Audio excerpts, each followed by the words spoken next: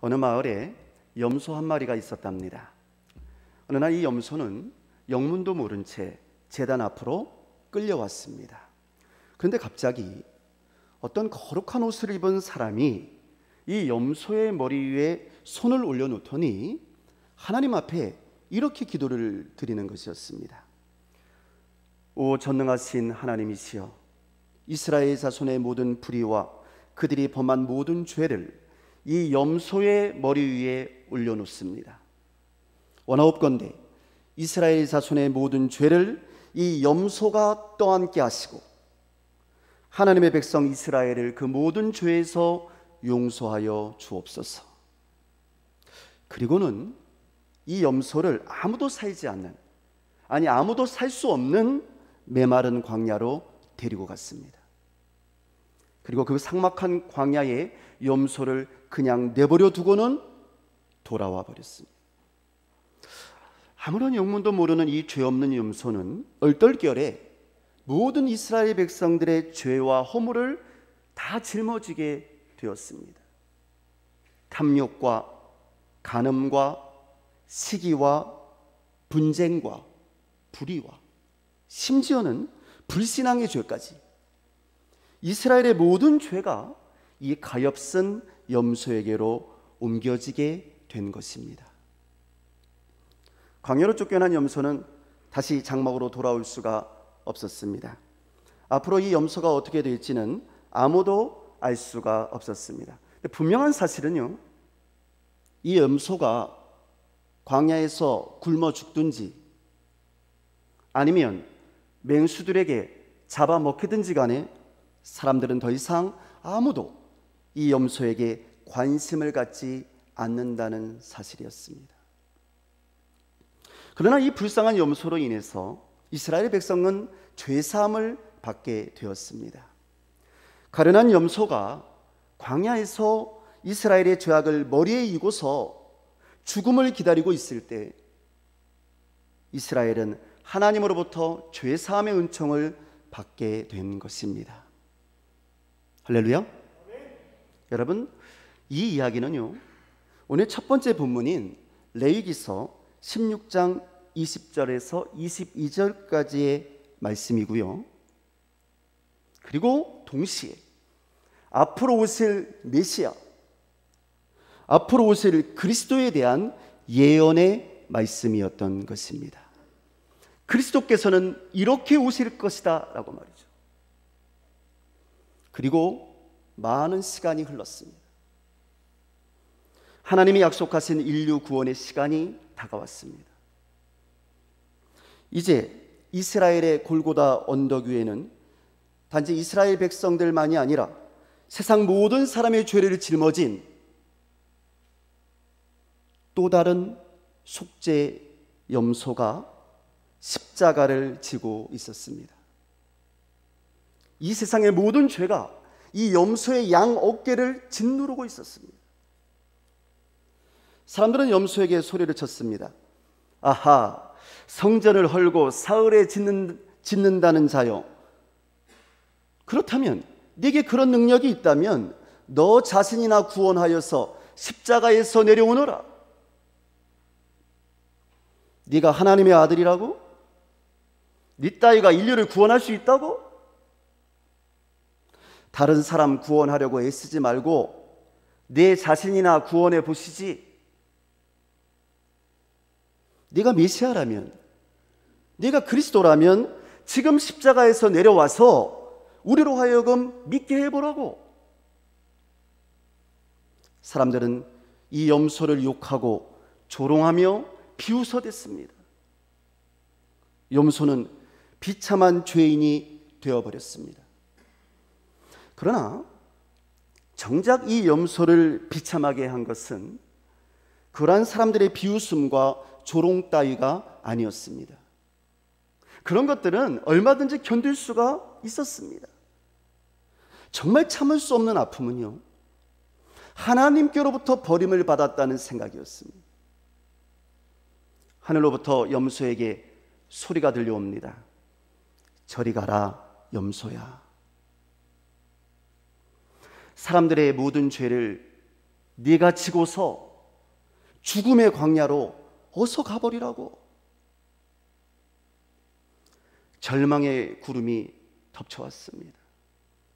외로움과 하나님께로부터 버림을 받았다는 아픔이 이 염소를 짓눌러 왔습니다. 마침내 염소가 입을 벌려서 하늘을 향해서 부르짖습니다. 엘리 엘리 라마 사박다니, 하나님이여 하나님이여 어찌하여 나를 버리셨나이까. 성도 여러분, 이렇게 세상의 죄를 지고 십자가에 달리신 이 불쌍한 염소의 이름이 무엇인지 아시죠? 네, 바로 하나님의 아들 우리 주 예수 그리스도이십니다. 예수님께서는 죄 없는 염소가 되어서 세상 모든 사람들의 죄를 대신 지시고 골고다 언덕의 십자가로 쫓겨나셨습니다. 그는 그곳에서 날카로운 채찍을 참아내야 했고요, 커다란 못들이 자신의 뼈를 으스러뜨리는 아픔도 감당해야만 했습니다. 또한 수많은 사람들의 조롱과 비웃음도 견뎌내야만 했고요, 심지어는 그가 사랑했던, 그가 믿었던 제자들이 자신을 버리고 도망치는 모습도 봐야만 했습니다. 그러나 사실 우리 예수님을 정말 힘들게 했던 것은 그런 것들이 아니었습니다. 참을 수가 없을 만큼 힘든 아픔은 하나님께로부터 버림을 받았다는 생각이었습니다. 그래서 그는 고통을 참아가면서 하늘을 향해 절망을 담아서 부르짖습니다. 하나님이여 왜 나를 버리셨습니까?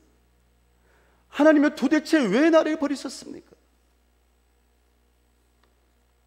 그러나 여전히 하나님께서는 그를 외면해 버리셨습니다. 절규하는 당신의 아들 예수님의 그 처절한 부르짖음에도 하나님께서는 아주 냉정하게 고개를 돌려버리셨습니다. 성도 여러분, 저는 오늘 우리 예수님의 이 부르짖음에 대한 하나님의 대답을 듣고 싶습니다. 나의 하나님, 나의 하나님, 어찌하여 나를 버리셨나이까? 여러분, 왜 우리 하나님께서는 당신의 아들의 이 안타까운 부르짖음을 끝내 외면해 버리셨던 걸까요? 힘이 없어서일까요? 하나님이 능력이 없어서 그렇게 하신 걸까요?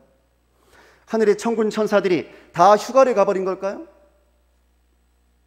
아니요. 하나님은 온 세상을 창조하신 전능하신 창조주 하나님이십니다. 모든 인간을 지으신 분도 하나님이신 줄로 믿습니다. 하나님께서 마음만 먹으시면 로마 군병 따위는 정말 아무것도 아니었거든요. 뭐 싸우실 필요조차 없어요. 그 생명을 취하시기만 하면 되니까. 생명의 주인이 하나님이시잖아요. 그러나 그럼에도 불구하고 하나님께서 그렇게 하지를 않으십니다. 왜 그랬을까? 성경은 그 이유가 성경에 기록된, 성경에 예언된 하나님의 약속을 성취하기 위해서다라고 말합니다. 하나님께서 그렇게 하기로 미리 약속을 하셨다는 거예요. 그리고 그렇게 예언을 하신 겁니다.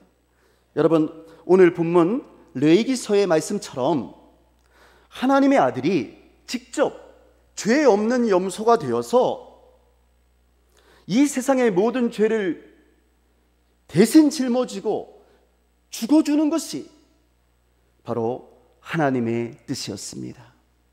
하나님의 아들 예수님이 온 세상의 죄를 대신 지시고요, 십자가에서 죽임을 당하는 것이 인류를 구원하시기 위한 하나님의 뜻이었습니다. 할렐루야. 여러분 믿습니까? 그러므로 십자가는 온 인류를 향한 우리 하나님의 사랑의 표시요, 은혜의 표시이며 축복의 표시인 줄로 믿습니다. 여러분, 우리를 향한 우리 하나님의 사랑의 크기가 어느 정도인지 아십니까? 하나님의 사랑은요, 당신의 친아들이신 예수님께서 살려달라고 부르짖는데도 외면해버리신 사랑이에요. 하나님께서는 아예 당신의 길을 닫아버리시고 그냥 고개를 돌려버리셨습니다. 그래야지만 여러분과 제가 살 수가 있었기 때문입니다. 그래야지만 우리 모두가 구원을 받을 수 있었기 때문입니다. 그래야지만 우리의 죄가 용서받을 수 있었기 때문이에요. 그래야지만 멸망할 수밖에 없었던 우리의 죄가 염소로 오신 예수님께로 다 돌아가기 때문입니다. 그렇게 예수께서 십자가를 지셔야지만 우리가 구원받을 수 있으니까. 그래서 하나님께서는 당신의 귀를 아예 막아버리신 거죠. 당신의 아들 예수님의 죽음을 뻔히 보면서도 예수님이 당하는 그 치욕과 그 고통을 눈앞에서 보시면서도 하나님께서는 당신의 고개를 돌려버리십니다. 사랑하는 성도 여러분, 바로 이것이 우리를 향한 하나님의 진짜 사랑이요 하나님의 축복이며 하나님의 은혜인 줄로 믿습니다. 그러나 많은 사람들이요 이러한 하나님의 사랑이 진짜 축복이라는 사실을 잘 알지 못하면서 살아가는 것 같습니다. 그저 축복이라고 하면 가장 먼저 물질의 축복을 떠올리고요, 건강의 축복, 사업의 축복, 이런 세상적인 것들이 풍요로워지는 것이 축복의 전부인 줄로만 합니다. 그래서 건강에 문제가 생기고 사업에 어려움이 생기고 물질의 어려움을 겪게 되면 그 모든 일이 하나님이 축복해 주지 않으셔서 그렇게 되었다고 하나님을 원망하기가 쉽습니다. 심지어는 그런 어려움 가운데 좌절을 해서 자신은 사람에게도 버림받고 하나님께로부터도 버림받았다고 자책하면서 깊은 외로움과 절망에 빠져버리기도 하는 것이죠. 정말 그런 걸까요? 하나님께서 우리를 축복하지 않으셨습니까? 하나님께서 우리를 사랑하지 않으셨나요? 우리의 환경과 조건이 좀 나빠지고 어려워지게 되면 하나님께서 우리를 영원히 버리신 걸까요? 정말 여러분과 저를 향한 하나님의 사랑이 그 정도라고 생각하십니까? 아니요. 여러분, 전혀 그렇지 않습니다. 우리를 향한 하나님의 사랑을 그렇게 과소평가하지 마시기 바랍니다. 하나님의 사랑은요, 우리를 향한 하나님의 축복은요, 그런 정도가 아닙니다. 사실 우리에게 많은 재물을 주고 건강을 주고 명예를 주고 권력을 주는 것들은 여러분, 사탄도 할 수 있는 일이에요. 여러분, 예수께서 광야에서 사탄에게 시험을 받을 때 사탄의 세 번째 시험이 무엇인지 아시죠? 뭐였습니까? 예수님에게 세상의 모든 명예와 부귀 권세와 권세를 다 주겠다는 거였어요. 뭐만 하면, 나에게 엎드려 경배만 하면, 사탄을 경배하기만 하면 이 모든 것을 다 주겠다는 것이 사탄의 시험이었거든요. 이게 무슨 뜻입니까? 그러니까 사탄에게도 세상의 풍요로움 정도는 얼마든지 줄 수 있는 그런 정도의 힘과 능력은 있다는 거예요. 이 공중권세 잡은 자, 그게 사탄이라는 겁니다. 문제는 그렇게 예수님을 유혹했던 바로 그 사탄이 오늘 저와 여러분도 유혹을 하고 있다는 거죠. 세상의 풍요로움으로 말입니다. 보암직도 하고 먹음직도 한 세상의 온갖 풍요로운 선악과들로 우리를 유혹하고 있는 거죠. 괜찮다고 말입니다. 괜찮아. 결코 죽지 않을 거야. 결코 멸망하지 않을 거야. 심판은 없어. 라고 말이죠.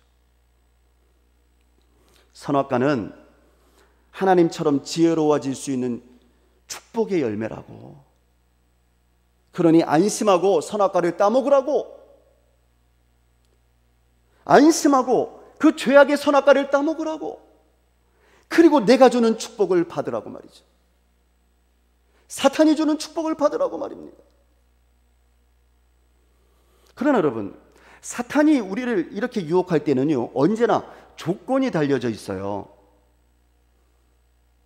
그것은 하나님의 곁을 떠나라는 겁니다. 그게 조건이요. 그래서 멸망의 길로 들어서라는 거죠. 진리이신 예수님의 곁을 떠나서 죄악의 길로 들어서라는 겁니다. 하나님을 멀리하고 사탄을 경배하고 사탄을 따르라는 거죠. 그러면 물질의 복, 명예의 복, 권력의 복을 사탄의 이름으로 주겠다는 것이 바로 사탄의 유혹이요, 시험인 겁니다. 그렇다면 이렇게 사탄 따위도 줄 수 있는 그런 세상의 풍요로움이 우리에게 진정한 축복이 될 수 있겠습니까? 아닙니다. 아무리 많은 재물을 가지고 있어도 높은 명예와 권력을 갖게 된다 할지라도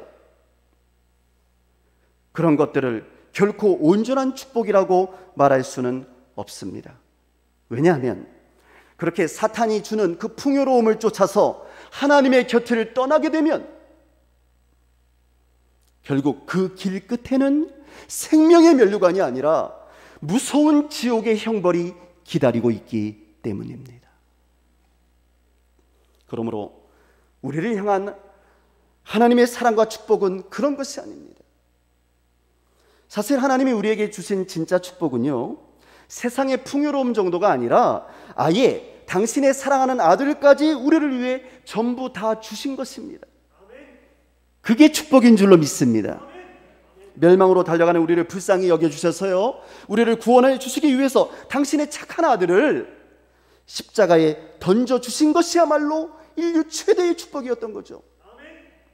아무런 죄도 없는 당신의 아들을 불쌍한 염소 한 마리로 만들어서 우리의 모든 죄를 지고 광야에서 우리 대신에 죽어가게 하신 것이야말로 우리 하나님의 진짜 사랑이요, 진짜 축복이었던 것입니다.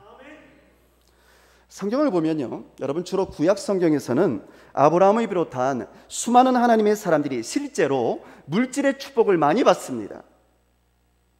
자손의 축복도 많이 받습니다. 땅의 축복도 많이 받습니다. 다윗 같은 사람은요, 명예와 권력의 축복도 많이 누렸습니다. 그래서 오늘날도 많은 성도들이 구약의 믿음의 선배들이 받았던 그런 눈에 보이는 축복들을 사모하며 갈망합니다. 사실은요, 목사인 저도 그럴 때가 많이 있어요. 그래서 오늘 우리들의 기도도 이렇게 구약의 축복들을 사모하는 기도일 때가 많이 있습니다. 그러나 괜찮습니다. 사실 하나님께서는 우리들에게 이러한 물질의 축복도 주시는 분이신 줄로 믿습니다. 명예와 권력의 축복도 주시고요, 건강과 출세의 축복도 주시는 분이십니다. 왜냐하면 하나님은 우리가 세상에서도 잘 되기를 바라시니까. 하나님 우리를 사랑하시기 때문에 우리에게 필요한 것이 무엇인지도 알고 계시고, 그래서 우리에게 넉넉히 주시는 거죠. 그러나 이것이 전부가 아닙니다. 신약으로 들어오면요, 그런 구약의 축복들과는 비교조차 할 수 없는 더 크고 놀라운 하나님의 축복이 기다리고 있습니다. 그것이 바로 하나님께서 당신의 아들까지 주셨다는 사실입니다. 하나님께서 우리를 위해서 당신의 아들까지 주신 겁니다. 그렇게 전부를 주신 거죠. 그냥 물질의 축복 정도가 아니고요, 명예나 권력과 출세의 축복 정도가 아닙니다. 하나님께서 사랑하는 독생자 예수님을 우리를 살리기 위해서 십자가에서 제물이 되게 하신 겁니다. 죄로 인해 사형 선고를 받아서 멸망할 수밖에 없었던 우리 모두를 구원하시기 위해서 예수께서 대신 사형 집행을 당해 주신 거예요. 염소처럼 말이죠. 염소처럼. 그래서 예수를 구주로 영접한 사람은 누구든지 멸망하지 아니하고 영생을 얻게 되는 줄로 믿습니다. 그렇다면 여러분, 어떤 것이 진정한 축복입니까? 하나님은 우리에게 그냥 축복 정도를 주신 것이 아닙니다. 하나님께서는 우리를 위해 당신의 독생자 예수님을 염소로 만들어 버리셨다니까요. 네가 염소가 되어줘야 되겠다고 말이에요. 그래서 우리의 모든 죄를 지고 광야로 쫓겨나게 하셔서 그곳에서 사실은 우리가 감당해야 됐던 그 모든 두려움과 외로움과 모든 형벌을 대신 당하게 하셨어요. 하나님께서는 독생자 예수님께서 하나님 왜 나를 버리셨나요? 라고 부르짖을 때도 들은 척도 하지 않았습니다. 십자가에서 죽어가도록 그냥 내버려 두십니다. 그러므로 바로 이 십자가의 사랑이야말로 우리를 향한 하나님의 진짜 사랑이요 진정한 축복인 줄로 믿습니다. 그런데요, 우리는 이렇게 하나님의 사랑과 축복을 넘치도록 받은 구원받은 하나님의 사람들임에도 불구하고 자꾸만 하나님의 사랑을 의심합니다. 우리를 향한 하나님의 축복을 의심합니다. 우리의 삶에 조금만 어려운 일이 생겨도 하나님께 불평을 합니다. 달라 하는 우리의 달라 기도에 하나님께서 내가 원하는 대로 주시지 않으면 하나님을 원망합니다. 왜 나의 기도를 들어주시지 않느냐고 말이죠. 왜 내게는 축복을 주시지 않느냐고 말입니다. 그러나 하나님은 이미 우리에게 이렇게 말씀하십니다. 나는 너를 위하여 다 주었다고 말.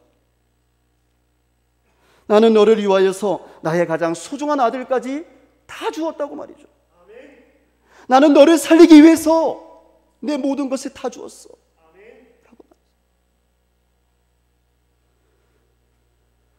너는 내 사랑하는 아들의 목숨과 바꾼 사람이야.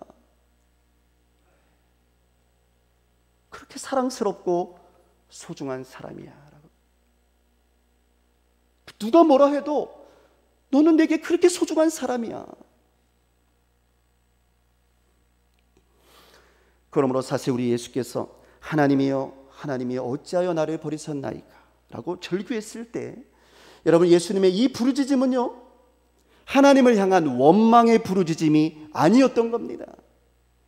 그 부르짖음은 내가 너희를 이 세상 그 무엇보다도 사랑한다는 여러분과 저를 향한 우리 예수님의 사랑의 고백이었던 것입니다. 오늘은 우리 예수님께서 우리를 위해 고난당하시기 위해 예루살렘에 입성하심을 감사하는 종료주일입니다.